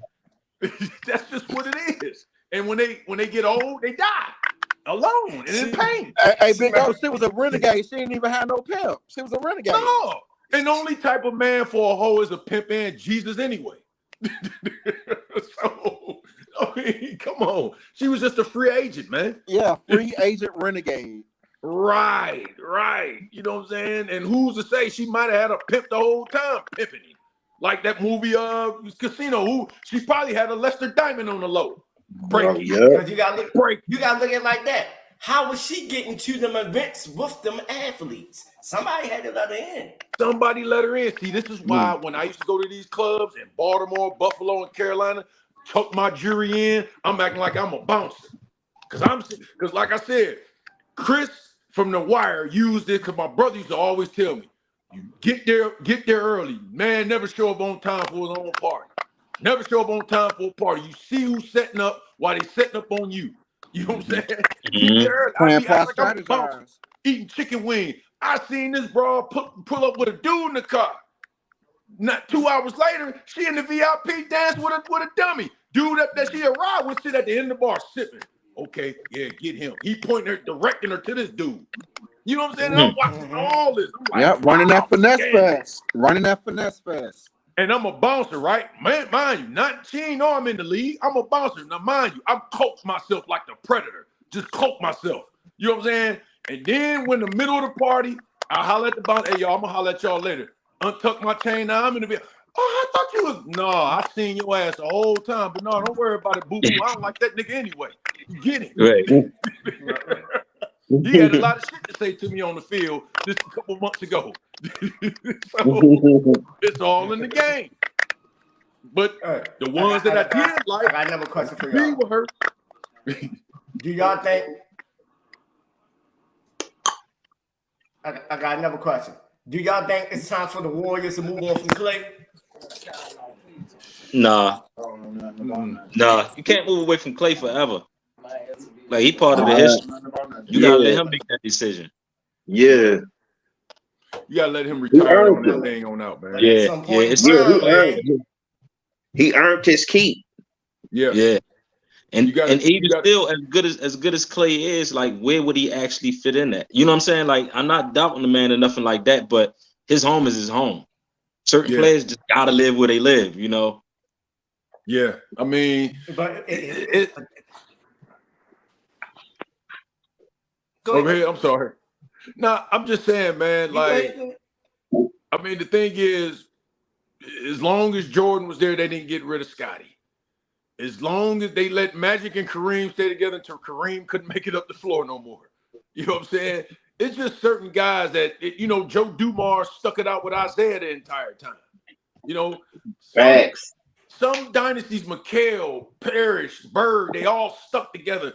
Do it right. You know what I'm saying? Like, I wouldn't. It wouldn't be right seeing Klay and Steph, and them dudes was drafted together. You know, they started that thing together. You know, we can't. They can't do it. It would be terrible on the Warriors, and it wouldn't be right if Klay played somewhere else. Yeah, I felt kind of I felt weird when the transition started happening with big name players. Like just random players like Harden start bouncing, Westbrook started bouncing. That was fine for them because they never really achieved nothing. But like O said, these dynasty players, they don't come around every few often. You know, they don't come around that often. I think that their home is their home, man. Right. And see, you trying to see you the Warriors produce at the end of the day, baby. No, you're right. You know, but you got to sell your brand too. If I'm the owner of the Warriors, I'm selling my brand and say, hey, we stick by our guys. You know, we built the guys that we built with. We gonna stick with them. You know what I'm saying? Now, if it's just like Jordan, we made exceptions. Jordan Poole was a free agent. You can go. KD was a free agent. You can go. You know, a lot of these other guys are free agent, but these are the guys that we drafted. This is our core. You don't just get rid of the core. Like if you look at football, you know. It took the 49ers a long time when they got rid of Joe Montana to bounce back to where they were, you know? Yeah. And the Bears didn't never get rid of Water or Singletary or the Fridge and nothing like that. It wouldn't look right for them to watch them play on other teams. And then another thing, Klay is the consummate pro. Like you never heard Klay in the news for nothing other than shooting threes. You know what I'm saying? He's the consummate pro. He's gonna help. He's gonna help his players. He's gonna help his partners, his teammates. He giving the organization everything that he got. He's a great man in the community. He ain't got no outside life. You know what I'm saying? Right. So he just doing it all the right way. Right. Klay got outside life. You see that boat he got? He had a boat full of Instagram models getting drunk. Yeah, I seen that. He's serving us light skinned niggas proud, all right? He doing right by us light skinned niggas. Oh yeah. But you gotta think about it. That nigga 300 million in. Racist. Jimmy racist, Jimmy. That man. Hey, but no, man. Like I watched them abuse my calves over the years, but I got a respect for that organization and them guys. Yeah, I do too. I got a major respect for Klay, and I just think it'd only be right that they ride that ship on out, man. Let Klay be Klay, man. If he probably gonna have to, hey man, Klay, just come off the bench, dude. Like that, because you know, until you get right, you know, maybe it might work, maybe it won't, but we want to keep you around, but you might have to come off the bench, dude. That's what I would do. That's what I was about to say. That's exactly what I was about to say. Talking about somebody like him, that dude can go off for 20 points in a quarter at any given game still. With no dribbles. No dribble. Exactly. Catch and shoot. The best catch and shoot player ever in the history of the NBA. Period. Maybe come off the bench, hit a couple of shots. Go ahead. Another reason it's going to be hard. Those three, Klay, Curry, and Draymond, turned a $500 million franchise into a $4 billion corporation, yo. That's totally disrespectful. Getting rid of you only get crumbs off of the loaf. Everybody be seeing them contracts and be like, damn, that's a big ass contract. You only got crumbs off the loaf, though. Right. That's good. That's good news right there, Jimmy. That's true. If it wasn't for the boys at New Arena, they wouldn't be in San Francisco in that New Arena. Maybe a few slices. If you say that, maybe a few slices. We ain't gonna say crumbs necessarily, but you get it. You only got a couple of slices off that loaf. Right. No, right. Yeah, because at the end of the day, them owners, man. But it compared to the NFL, the NBA is more player friendly. You know what I'm saying? Like that's what happens when you have a union established the minute the league was established. You know what I'm saying? Because you have competent people that run your union, as far as like players that represent your union. You know what I'm saying? Confidence versus the NFL. Oh my God! I'm like, way less body. I'm glad you spoke on that because Deshaun Watson contract changed the game, and nobody's trying to that guy follow behind him, yo. You got a guaranteed quarterback making 12. Like, yo. Yeah, because I'm gonna tell you why. Because every year you have an owner's meeting. They 6-3. He lived up to his contract, man. Every year you have an owners meeting, and those owners is sitting back. All 31 other owners is looking at that Browns owner. Haslam was like, man, what the is you thinking about? Right. Fuck all that. You know what I got to do now? You know the pressure on me that I got to pay my fucking quarterback. You know what I'm saying? Because my bottom line number up. Haslam smart. Oh, everything you preached a couple minutes ago. Who the fuck want to come to Cleveland? That $250 million guaranteed making quarterbacks want to come to Cleveland. Well, guess what? I hear you, but see, you got to understand. I'm just playing devil's advocate. You got to think how these owners think. Like, look, well, take your ass to Cleveland in if you want some guaranteed money. You know what I'm saying? We ain't giving you shit. I'm not going. Yeah, we see if Jerry Jones like let a quarterback come to Jerry. Man, I own Dallas. Look at Dallas. Look at all these holes in Dallas. Hey, y'all want Justin Fields? Yeah, I'm just saying. It ain't about we that. Okay. You gotta give we me, okay. You gotta give me 300 to go to Green Bay. You know how cold it is in Green Bay? But guess what? Here's the thing. Green Bay win. They ain't winning now. That's still a top-notch franchise in the league, no matter what. I'm looking at it like this. Let me tell you That's something. a top-notch franchise. Let me tell you something. Why y'all just depress the fuck out of me when y'all talking about this quarterback money shit? Yo, because you know how much money the Lions is gonna have to give Jared Goff? Oh yeah. Remember what I told you? Jared Goff ain't remember what I told you? Y'all not gonna go. Yeah, I don't think he hold that much weight. No, and see, here's the thing, man. They just not. That's just a fart in the wind. What they got Watson for? Watson, they laughing at Haslam. They clowning him every time they see them other owners. They like, man, you a stupid motherfucker. Didn't they give up 3 first-round picks for him too? Yeah, they like, dude, you stupid. You know what I'm saying? So no, they like, look, we ain't paying you shit. I'm not. You got to think about it. Kansas City doing the Birdman hand rub, they locked them Mahomes in for 10 years. No, don't forget this. Whoever owned the Houston Texans, them boys, they laughing. Yeah. Because this motherfucker CJ Stroud. Normally them Ohio State quarterbacks fucking up. He is an exception. Yeah, because Ohio State ain't known about no QBs. Tavon, I know you remember what's his name? What's the Ravens old quarterback, Big O? Troy Smith. Yeah, him. Troy Smith. I know you remember him. Dwayne Haskins, he's dead. He died last year. Hey, I'm gonna tell you a funny story about Troy Smith. I'm gonna tell you a funny story about Troy Smith. I was in Cleveland when they went to the national championship about to play Florida. Now, mind you, the Big Ten don't have a Big Ten championship, right? So when Troy Smith won that Heisman, I was in this spot called City Blue. I'm getting some leathers and stuff like that, some Averexes. So I'm seeing Troy Smith just sitting there eating gyro after gyro after gyro. This dude getting fat. And I'm saying to myself, this dude played Florida in a couple weeks. He do not know that Florida they about to play their SEC championship game. I think they had to play Alabama or LSU, one of them teams. So they still warmed up. So I'm like, this dude getting fat. And then they look, now, once you win the Heisman, you going to all these dinners. You ain't really working out. You ain't practicing. You practicing a week before the game actually starts. So watch this. Ohio State, everybody thought they was going to win. I went around the city of Cleveland betting everybody $500 a pop Florida was going to whoop their ass. Everybody thought I was crazy. But they didn't see that this boy didn't gain 50 pounds. How he going to run away from them swamp dudes down in Florida? You know, was nasty up front back not that year. Boy, I was after that national championship game. And you gotta think. Go ahead. And you're right too, because the Big Ten always the first conference but they ain't have a championship game, so they stopped the week before Thanksgiving. So that's almost 2 months out of football. Yeah. Well, I was the bill collector. They was calling me the bill collector in Cleveland at that time. I was running around. I was knocking on doors. Well, my team still doesn't have a conference in football, y'all. Notre Dame. Oh yeah. Well, no, it's that money, that TV money. Yeah, they getting that NBC money. Thank you. They already got the money. They already got it. Yeah. They been having it. Forever. Why join the conference? I'm not about to share that NBC money with no damn conference. For what? In basketball, they are. In basketball, they're in the Big East. Ain't nobody set. Wait a minute. Who sat down? It's about that football.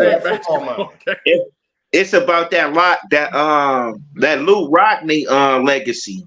Yeah, and you got to think Notre Dame. Yeah, man, ain't shit. If I'm as far as football, I'm not sharing that shit with no Big 10, Pac-10, Big 12, none of that. And then one of the highest games when we play if I'm in Notre Dame, I'm playing USC. That's one of the biggest revenues. Oh yeah, man. USC and the Michigan. Shitty seats cost $500 at that game. The shitty seats. Yeah, you know what I'm saying? So come on, man. Like I'm not sharing that revenue with no conference.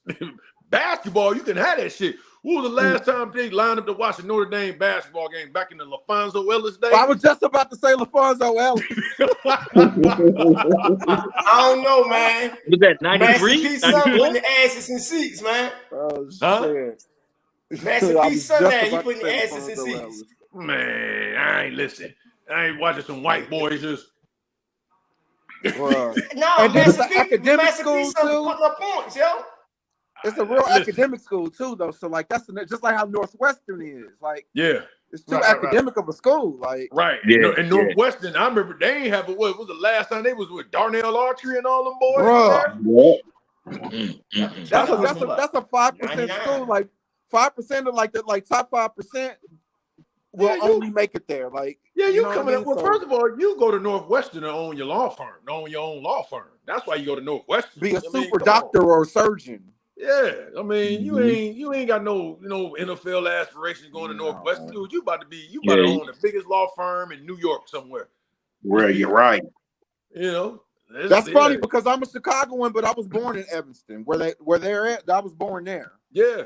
Oh, Northwestern. Yeah, your kid go to Northwestern, man. You about to, hey, baby, you about to retire soon. Well, Tavon got that Northwestern purple on with the Ravens too. They the same color, so yeah.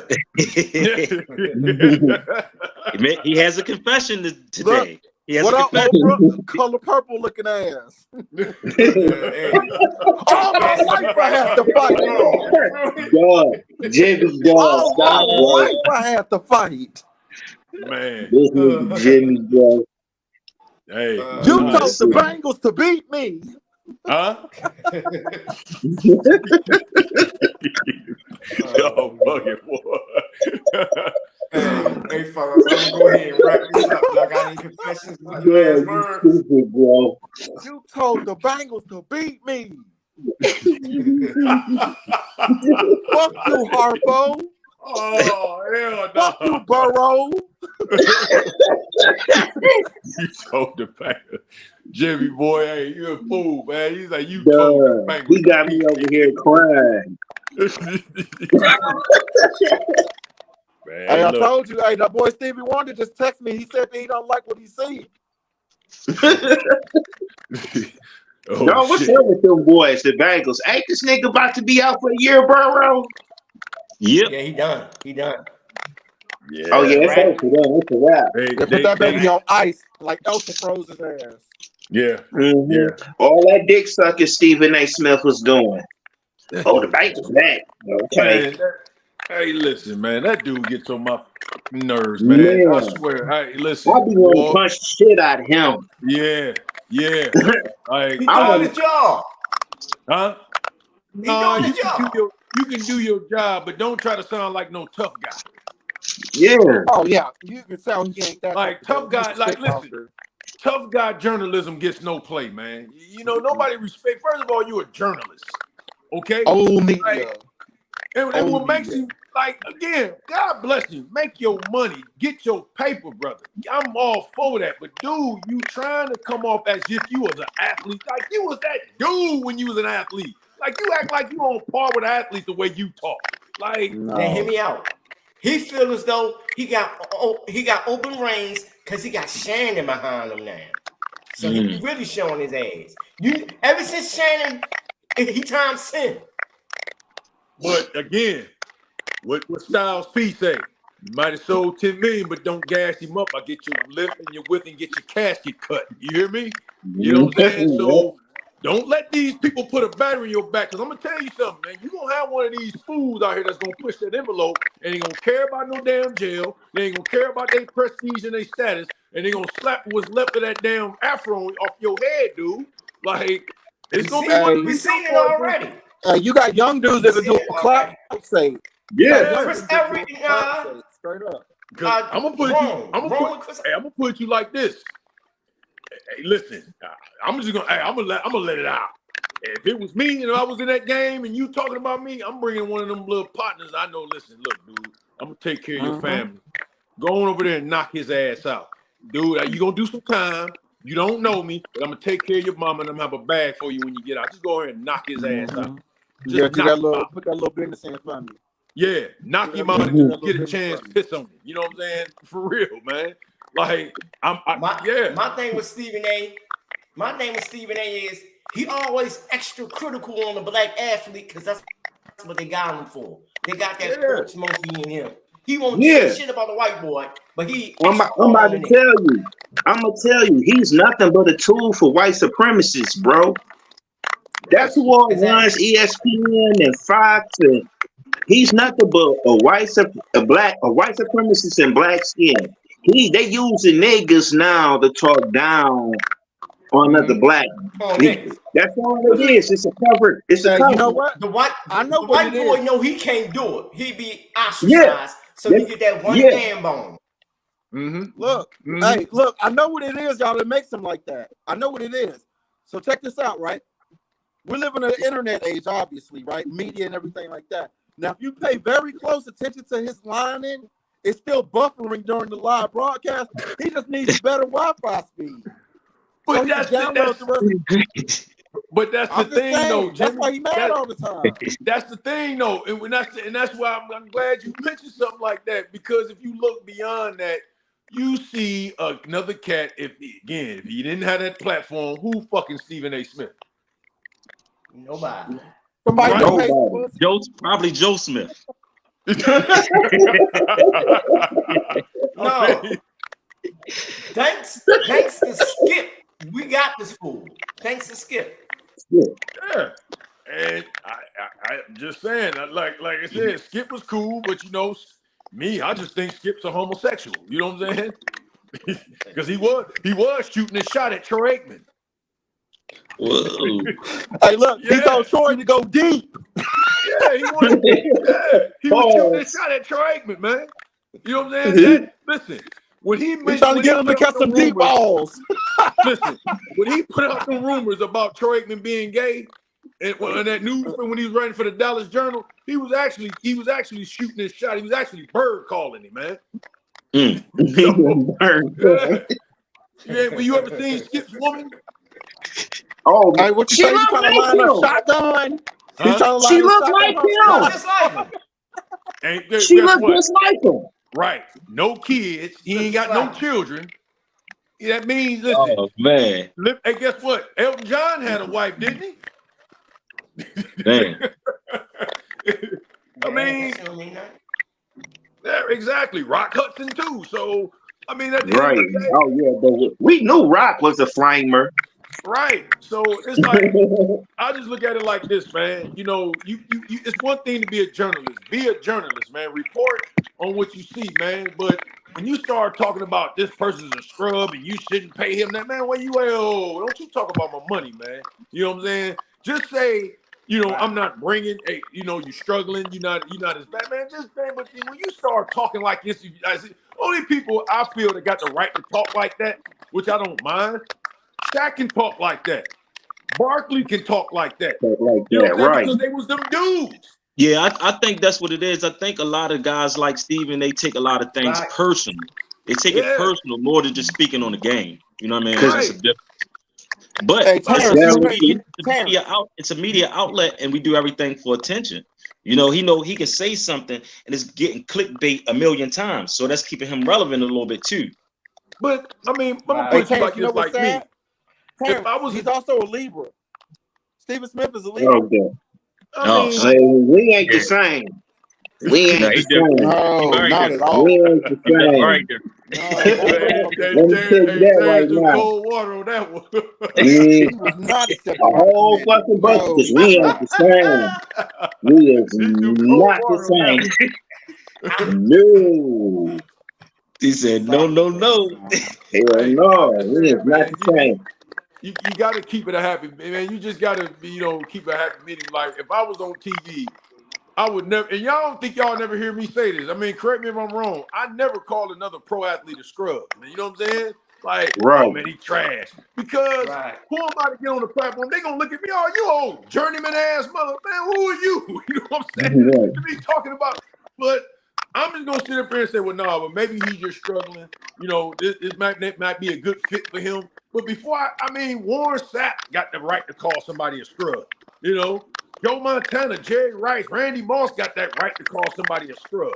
But you ain't gonna never hear about a guy that was, you know what I'm saying, on somebody's bench. I rolled the damn bench. I'm not gonna call nobody no scrub. You know what I'm saying? And plus, I got the mindset to know if you made it to that level, you was a bad motherfucker. You know what I'm saying? Regardless. Yeah. Stephen A. Smith couldn't even get his ass off the bench in Winston-Salem State. How you go from New York City to Winston-Salem State?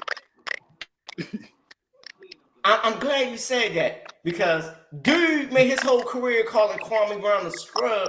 Yo, he got 10, 12 years in the league. So how's that scrub? 12 years is a long goddamn time. You come from the y'all. Mecca. I heard that. You I come heard from the that he Mecca. has a particular distinction, though. He's the first person to average negative points. Stephen A. Yeah. Yeah. But this is the thing that cracked me up though. You supposed to come from the Mecca of basketball, which is New York City. How in the hell did you wind up playing basketball at the HBCU in North Carolina? Because he was fucking horrendous. Right. You know what I'm saying? So you have no right to talk about who can and can't play. And then did you see videos of this dude boxing? This dude can't even fight. Hell no, he can't even stand. Dog. My 10-year-old niece got better hands than him. Right. You got to stop talking tough like that, man, because one of these little juniors going to crash out, I guarantee you, man. I don't know. They said McMill might crease him up. It won't surprise me if somebody touch him. You know, he better make stop him chase some dreams. Right. Like, come on, man. Like, dude, these athletes, they care about their craft, man. Like, they take it personal. And you start talking about their money, their livelihood, and talking about what they should. Man, you don't never know what journey these dudes been on, what obstacles they had to overcome. And they finally there. Yeah, they trying to get it together, but then, okay, yeah, they know that they struggling. Yeah, they know they got to hear criticism. But then the way you come down on them, you know what I'm saying? Like, dude, and it's just like, you look at all those other white journalists that his colleagues were trying to, he's going in, not me. And they just having a good old time with it. Right. Yeah, because he failed to realize he affected their livelihood. When you start talking about their money, you always got to bring up their money. Never you talk about somebody good or bad. Take your hand out my pocket. Like nigga, stop pocket watching, dog. Exactly. That's a female. I'm telling you, that's not in black people's nature to be pocket watching people. Right. That's some white people shit. Yeah. That's what white people do. They pocket watch. Right. Mm-hmm. Whether they deserve it or not, man, trust me, you don't know how elated I am when I see these kids get that paper, man. Listen, I hope Justin Fields robbed Chicago, you know what I'm saying, worse than, you know what I'm saying, Al Capone and Babyface Nelson put together. You know what I'm saying? Right. Like they say, you only get paid what you negotiate. Right. But at least if your last name is Fields for the next 70 years, you're going to be all right. All right, yup. You know, so I'm happy for that kid, man. All right, good fellas, I'm gonna wrap this up. All right, guys, appreciate y'all, man. Hey, man, I'm out of here, man. I love all y'all, man. Hey, just keep it going, man. Peace and blessings. Do we get a participation trophy for this? Hey, yeah. Hey, how you looking? That's a good question. Hey, hold on, Tay. You ain't about to do that. Tay, you was not about to do that. What's that? We still got some shit to talk about. You asked me Friday. We won a buck. We're in a buck 30. Hey, y'all. Hey, I'm out of here, man. I'm gonna holler at y'all, man. Y'all be safe, fella. I mean, you can stay on time. All right.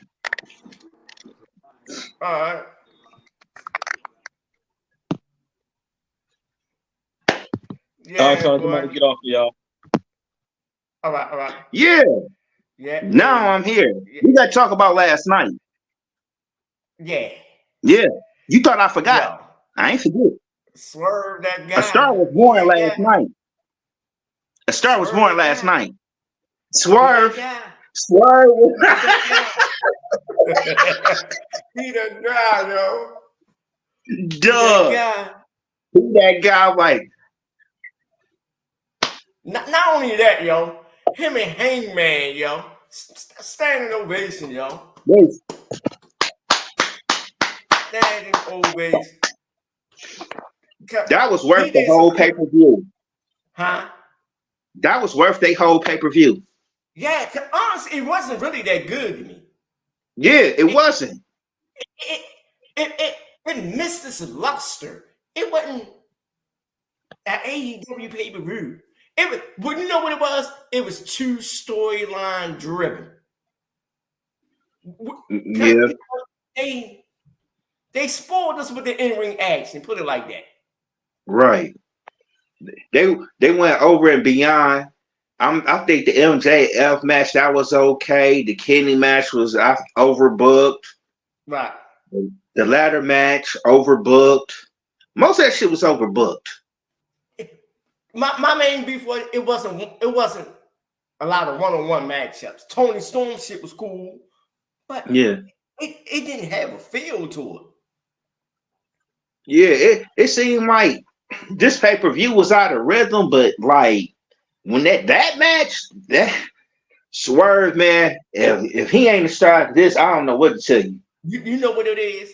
They got away from the realism aspect of the booking, because this MJF shit is overdue now. Just tell us who the devil is. That's it. Yeah. I'm like, he had a year run. And I seen it coming. Didn't I say it last year? I was like, I think they're gonna give him a year run with the belt. Right. Now it's time to put it on Swerve, bro. Now let me throw this bone at you. You don't think it's time to put on Danielson? He deserves it, y'all. Yeah, you could put it on him. Only thing why he can't stay fucking healthy. But that's why I want to. Tony, you ever watch this show? You just got to make a star on your hands. Swerve and Will and Wembley. Swerve versus Will and Wembley. Will and Wembley. Crazy. That should be the main event. Easy. For the AEW belt. If you want, and I could dig what you said, put the belt on Danielson, but then you got to put something on Swerve. You either got to get him the TBS belt, the TNT belt, or the belt what Orange Cassidy got. Hey, you see the interview last night? He did the interview on the internet. Who? Swerve. He had the blood and shit all on him. You see it? He said, I ain't seen this it. is my fucking year. He said, I'm the fucking bad guy that you want. I was like, there you go, Shorty. I'm going to send it to you. I was like, send it to me, dog. Everybody was because I went and watched the scrub, the AEW scrum, media scrum. Yeah. Everybody was like, where's Swerve? Where's Swerve? The whole comment said everybody was asking about Swerve. It's crazy how he passed Ricky, though, yo. Ricky he been dealt a bad hand this year. CM Punk fucked him over. Yeah. CM Punk and a little bit of edge. You think so? A little bit, yeah. Because I think he held his own against Edge, though. In the little promo battle. Yeah. But yeah, CM Punk did some damage. Because he was supposed to give him the rub. Yeah. Yeah, that was supposed. Yep. Remember, they were supposed to wrestle for the title. Right. And like I say, yo, Punk been fucked up a lot, man. It is a conspiracy. It's rumors that he might be the devil. I hope so, but hear me out. A lot of people, y'all been putting this on Twitter. A lot of people ain't catching it. What if the devil's Jim Cornette? That shit will go crazy. Dog. Just imagine. Jim. That shit will go nuclear. It will break internet. Yeah. If it's Jim Cornette, ooh.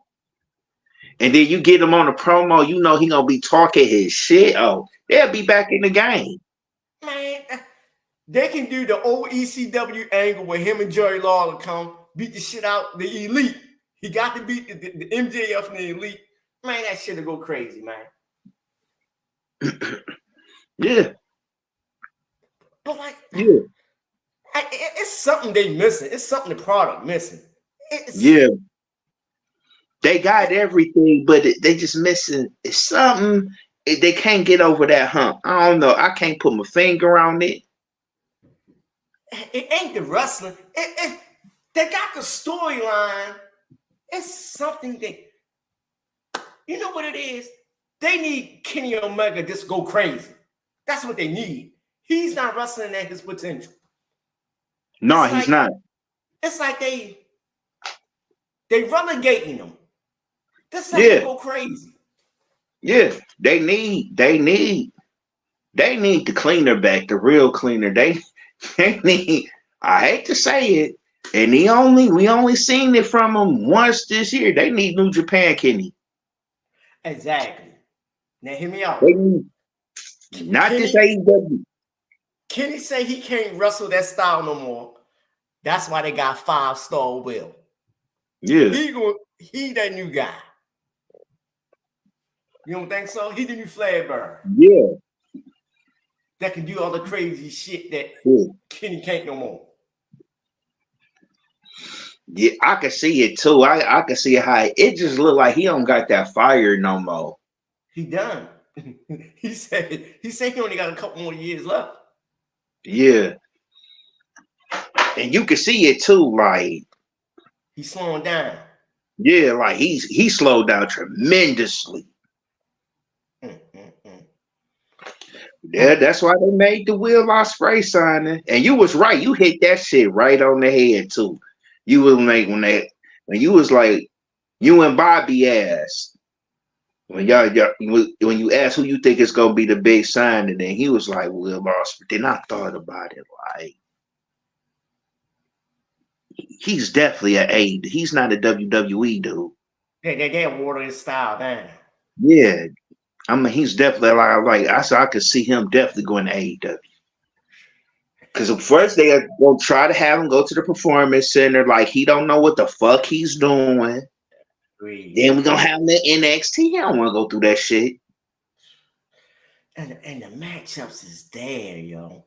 God damn, Will versus Danielson, Kenny, Swerve, shit.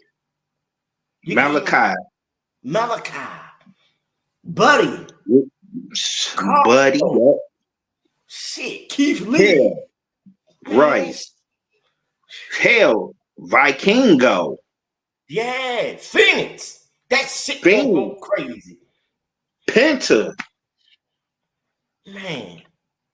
Yeah, the match is there. Matches is there. And you don't really need a story for him. You don't. He gonna get one anyway. I can see him getting it. I can see him getting one with Omega because you know the third match is happening. And he got to get the rub. Another third match happening. MJF, that's happening. Jay White, that's happening. And the bad thing about after last night, where did he go from all this? Yeah, like, because, dude, everybody gonna look at Jay White sideways like, man, you couldn't beat a one-leg MJF.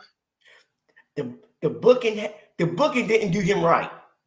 Yeah, at all. No justice. None. Because they made him look weak. Yeah, it made him, they made him look mid-card status. Right.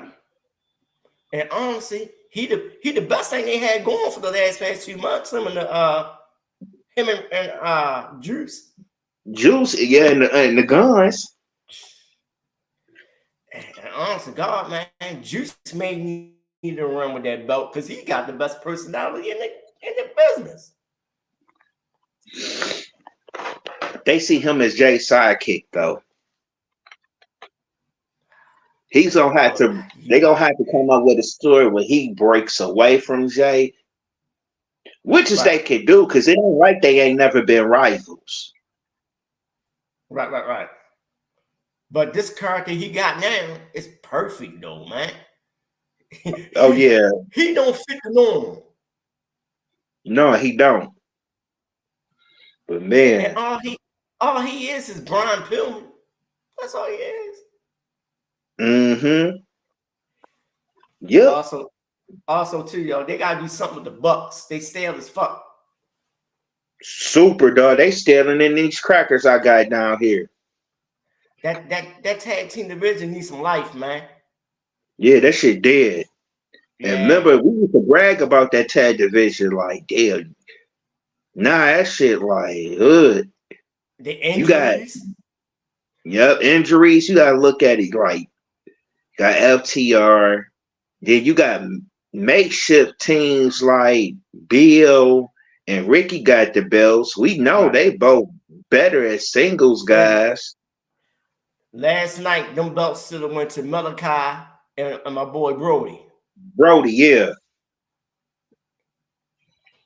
It just Tony in his way now. His booking is starting to reflect his on-air personality that he's all over the place, yo. That's exactly what it is. He need help, man. Yeah, that's what it is. But we've been saying that for 2 years. Like, we started to notice like his book is slipping. Right. He gonna need some help. Like, he should have went and tried to get Gato from New Japan shit. Man, that's why I say, I hate to say it, losing Cody really hurt him, yo. Oh yeah, that was a major blow. That was a major. That was the beginning of the downfall to me. Because Cody was a stability. Yeah, that was a major blow. Now I ain't gonna lie, the women division has been better over the last. You see a lot of character development, man. You got Tony Storm, you got Mercedes coming in. They got shit to make you wanna watch. You got old girl Julia Hart, man. Right. They got some shit over there. I like what they did with Julia Hart and Scott Blue. They develop it. They developing them. Right. Hey, they earned their keep. Yeah. Julia Hart was sloppy as hell last year. Yeah, she was. Yep. That's why they was doing a lot of dark matches. Right. And I think dark was important for them also. Right. I feel like they still should have kept that. Right. You know what I'm saying? For them, like for their development talent. But now check this out. How do you end this MJF shit? Because it should have ended last night. The devil should have been shown. That's how you end it. Show the devil. That's how you end it. They got to eat a home run. They got to. And like I say, that little shit talking Louisville, Kentucky, he is the guy that y'all need. Y'all need a personality, yo. Because honestly, I think him and Tony is working because you can't be that negative towards a product, yo. Right. He's making a living off of it. So why not just give him what he wants and just blow this shit up? Because he said, if you look at Joe Cornette, you listen to the shit, it's like he really want in. Exactly. He said, I want in what they got. I see what the stupid shit they doing. Right. Let me come in and give you some wisdom. But he also be a great asset behind the scenes with the in-work and the promos. Oh yeah, that's what they really need, man. They definitely need some promo work. It's only a couple guys there that got like top of the line promo work. Right. MJF, Ricky Starks, he up there. I ain't gonna say we know Edge and Christian. Come on now, they don't count. Right. Even and Jay White. I know there's one thing about Jay Wright too. A lot of his shit is freestyling. It's like when he misaligned, he'll start spelling shit out. Check him out in his interviews. When he start getting flustered, he'll start spelling names out and shit. I checked him out yesterday with the MGF promo. I'm like, he's spelling shit out because he's trying to think of what the fuck he gonna say next, yo. Right. I checked that out about him yesterday. But like I said, man, I'm gonna just leave it at this, man. They better throw motherfucking rocket on Swerves. Oh, they got to. You got to throw the rocket. You got to throw the pack. You got to throw the battery, the rocket, whatever, the nuclear missile. He's the best face in villain they had right now. Yeah. Not money. Yes. Not get the crowd. Yeah. Is he really a heel? Yeah. He's definitely a heel. Swear definitely a heel. You can't be a heel with Nana behind you dancing this shit. You can't. Right. Hey, but it works though. It works. That's why they never dropped that video. The video done for the Swerve shit. The video is done. Yeah, I bet I seen the video. Yeah, I seen the video. Yeah, the video out. Okay. Yeah, that shit been out. Yeah, I seen the video. I watched it. Okay, I looked for it 2 weeks ago. I ain't seen it. It's out. The remix. Yeah, he got it out. Okay. He got it out. I gotta check that out. Yeah, I watched it last night. Okay. But yeah, man, it's like Tony got to get out the way. I hate to say it, yo. He trying to be there, Dana White, but he got to fall back, man. He's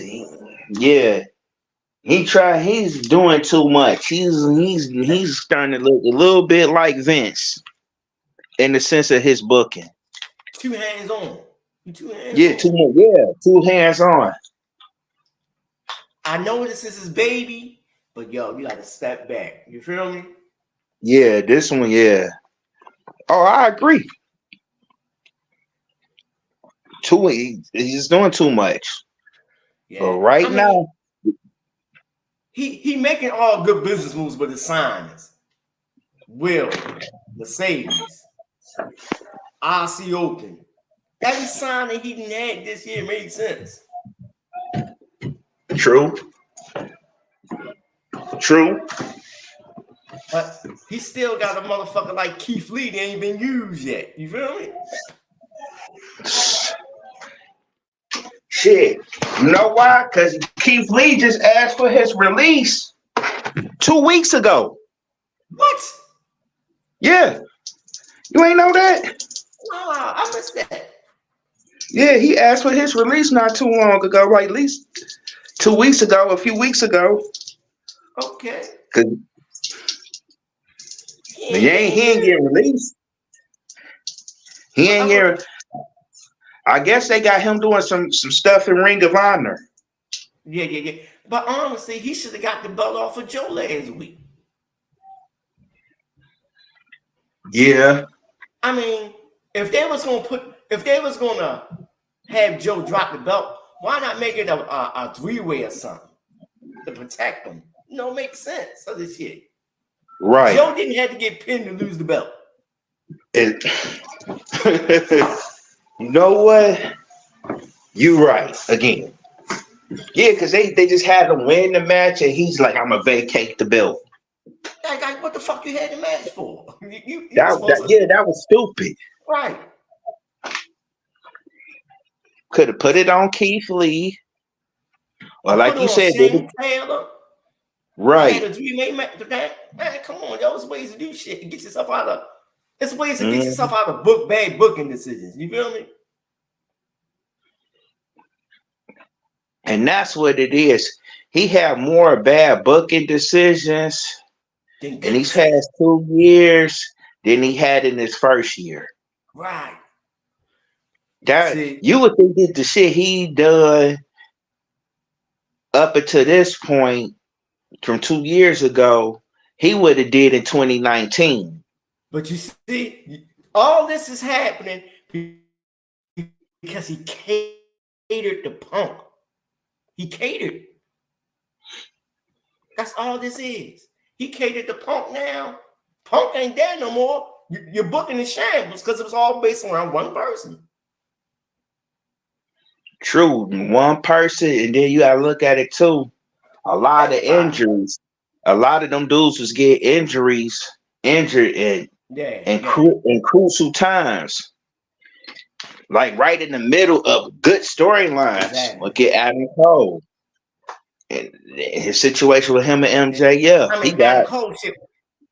That shit was a freak injury, though. That was shit. Yeah.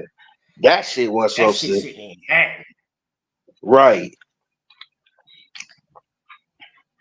So he basically like been doing a lot of booking on the fly, even the shit little injuries with Kenny. Yeah. I felt like they underutilized Kenny nigga since he been in AEW, to be honest. But see, the first year him and the Bucks, they was used to get people over. That's why they fucked up there. Yeah. People wanted to see the Bucks from New Japan. Yeah. And they wanted to see Kenny from New Japan. Right. That's what they was being sold on. Right. But I'm gonna let you get up out of here. We got to do this shit. Hey man, just let me know because we need that Kenny versus Danielson 3. We need these matchups, yo. They motherfucking Tony something to be like Al Heyman and shit. Nigga, give us these matchups, man. Like, yeah, like shit. Hell, I wouldn't mind seeing Kenny versus Swerve. But definitely, but like you said, Swerve versus Will at Wembley. Oh. Crazy. Can you see that whole motherfucking crowd swerving? Yeah. Lord. Yeah. Yeah. You gotta throw the rock out there. You got it. Tony got a fucking megastar. Besides Jay, this is his first crossover star. Yeah. He better not fuck this up. Then he could replace you. Replace Cody Rhodes with him. No. Swerve got a whole fucking demographic that haven't been represented yet. Yes. Seriously. See, yeah, I know. We ain't had our chant yet. Yeah. Real shit. He better cash in on this shit now. He better get that motherfucking belt before it's spring. For real. Like I said, he gotta throw the nuclear rocket on this motherfucker, bro. Got to. Yeah. Got to. You don't have him. You don't have Hangman put him over twice.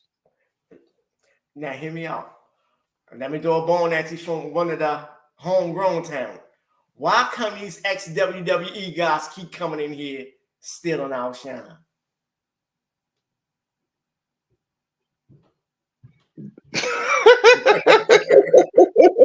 Duh, that is, yeah.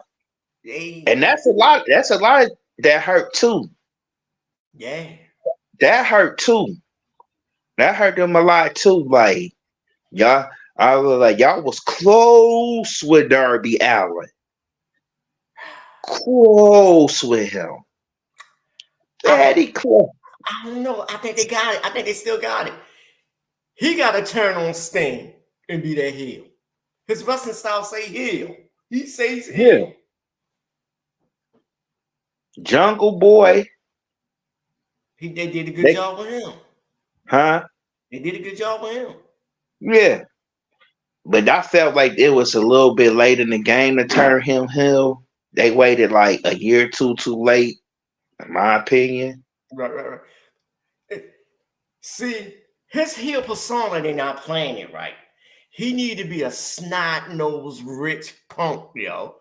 They trying to make him into a melodramatic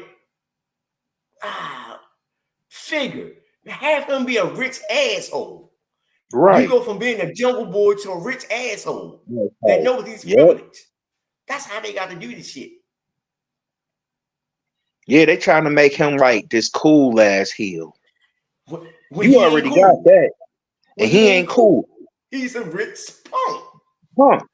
He's Luke Perry's son. Exactly. Run with that shit. Yeah. Run with it. Pretty boy. Shit. Nobody. You got the. We got our cool heel. We got Swerve. Man, look, Tony need to go back to reality booking. Put him and Anna J together. They're already a couple. Right. Be like, I got the hot shit. I go around slapping on the ass and shit, making it this joint heel eat. You feel me? Right. Come on, man. Tony too smart for this shit. He need us. Right. I have him going to restaurants, spitting food out of his mouth and shit. Like, this is not up to par. Right. Like, what the fuck is this? Like, do you know who I am? I'm Luke Perry's son. This is not up to my level. Man, they need to get up with some books, yo. Yeah. I agree. Yeah, man. Like I say, man, shit crazy. But yo, I'm gonna put this up on Twitter Thanksgiving Wednesday, yo. I'm gonna tag you and shit, yo. Bet it up. All right, now, bro. You got anything? Got any last words? My confession. I already said my confession earlier through the show earlier. Yeah, I used to be an ex-simp. Yeah. On that note, we out, ladies and gentlemen. Peace. Thank y'all for watching. Yes, sir. Y'all have a good day. Yep. Happy Thanksgiving too, man. Happy Thanksgiving to y'all.